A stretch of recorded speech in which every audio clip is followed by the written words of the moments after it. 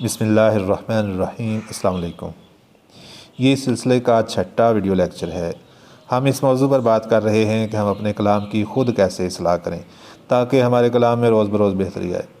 بہت زیادہ لکھنا اور بیکار لکھنا اس سے بہتر ہے کہ کم لکھا جائے لیکن اچھا لکھا جائے، اچھی شاعری جو ہے وہ آپ کی پہچان بنے۔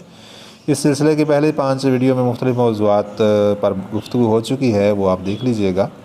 اس سبق میں ہم بات کریں گے کہ لفظوں کی ترتیب کیسی ہونی چاہیے۔ شاعری کے اندر لفظ کی ترتیب کی وجہ سے جو عیوب کلام میں آ جاتے ہیں ان سے کیسے بچا جا سکتا ہے۔ سب سے پہلے ہم اس بات پہ گفتگو کریں گے کہ کلام کے اندر سلاست اور روانی جو ہے یہ کسی شاعر کے پختہ کار ہونے کی علامت ہے۔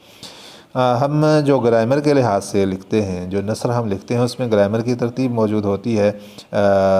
شروع میں ہم فاعل، پھر مفعول، پھر فعل، پھر فعل ناقص، یا جس طریقے سے ترتیب ہم نثر میں پڑھتے ہیں وہی ترتیب گرامر کے مطابق ہوتی ہے۔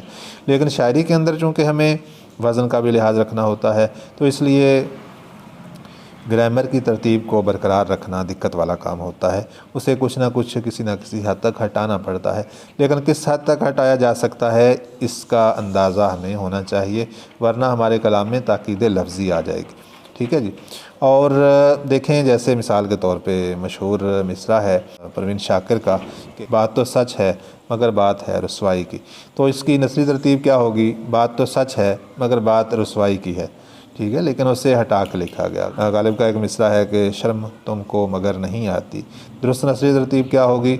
مگر تم کو شرم نہیں آتی، لیکن شعر کی ضرورت کی وجہ سے، وہاں پہ وزن میں لانے کی وجہ سے مصرعے میں لفظوں کی ترتیب کو ہٹانا جو ہے وہ جائز ہے، لیکن ایک خاص حد تک ہٹایا جا سکتا ہے۔ بہت زیادہ اگر ہم رد و بدل کریں گے اور لفظوں کے ایسی ترتیب لگ جائے گی کہ جس سے ہمیں یہ سمجھنا مشکل ہو جائے کہ یہ لفظ درمیان میں آنے والا لفظ اپنے سے پہلے حصے کے ساتھ ہے یا اپنے کے بعد والے حصے کے ساتھ ہے۔ اور یہ بات بھی ذہن نشین رہنی چاہیے کہ کسی حد تک گرامر کا لحاظ شاعری میں رکھنا بھی ضروری ہے۔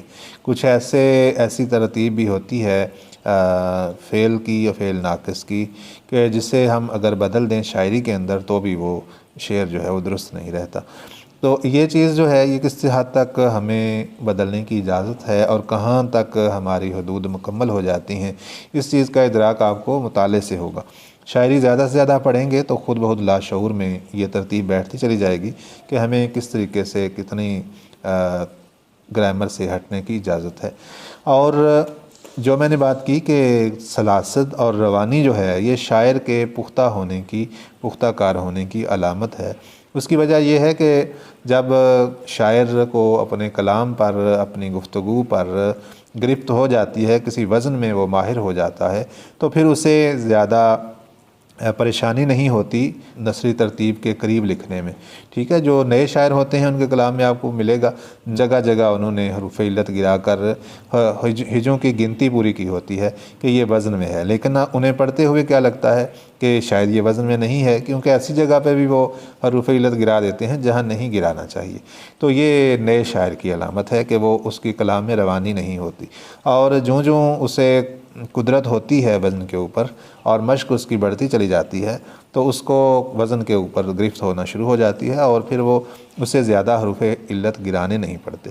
ٹھیک ہے، اور بے ساختہ پن اس میں آ جاتا ہے جسے ہم سہل ممتنع بھی کہتے ہیں۔ یہ کلام کی بہت بڑی خوبی ہے، شعر میں ایسا بے ساختہ پن ہو کہ پڑھنے والا یہ سوچے کہ یہ اسی طریقے سے ہونا چاہیے تھا، اس میں تکلفاً وزن پورا کیا گیا محسوس نہیں ہونا چاہیے۔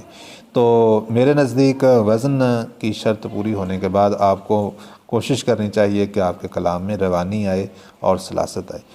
اور کریں گے اس ایپ کا نام یاد رکھیے گا تاکید لفظی۔ تاکید معنوی ہم مضمون کے انتخاب کے لفظوں کے انتخاب کے ضمن میں ہم پڑھ چکے ہیں، تاکید معنوی کیا ہے، ٹھیک ہے، وہ دیکھ لیجئے گا۔ اور تاکید لفظی جو میں نے ابھی بات کی کہ نثر کی ترتیب سے بہت زیادہ ہٹا دیا جائے جس سے مصرعے کو یا شعر کو سمجھنے میں دقت ہو تو اسے تاکید لفظی کا عیب کہیں گے۔ اس کے بعد بعض اوقات ایسا ہوتا ہے کہ کسی ایک مقام پہ 2 ہم مخرج یا قریب المخارج الحروف جو ہیں وہ جمع ہو جاتے ہیں۔ ایک حرف پہلے لفظ کے آخر میں آیا اور اگر اسی حرف سے دوسرا لفظ شروع ہو رہا ہے، جیسے مثال کے طور پہ آپ بنا، آپ کا آخری حرف پے ہے اور بنا کا پہلا حرف بے ہے، یہ دونوں قریب المخارج ہیں اور قریب المخرج ہونے کی وجہ سے ان دونوں کا اکٹھا اس طریقے سے پڑھنا ذرا دقت والا کام ہے۔ پڑھتے ہوئے بھی یا پھر آپ پڑھ کر سنا رہے ہیں تو سنتے ہوئے بھی سننے والے کو اشتباہ ہو سکتا ہے یہاں پہ کیا پڑھا گیا۔